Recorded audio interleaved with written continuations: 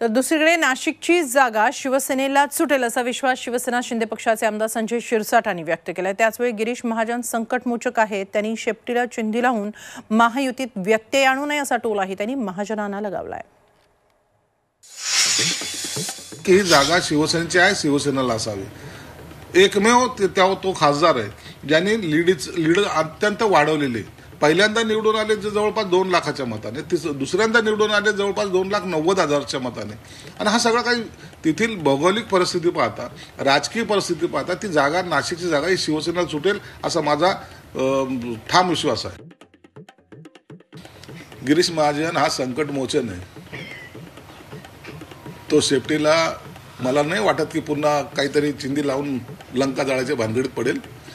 हे रामराज्य चांगलं चालू द्या। रामराज्यासाठी पुन्हा तुम्ही असं काही उद्योग करू नका।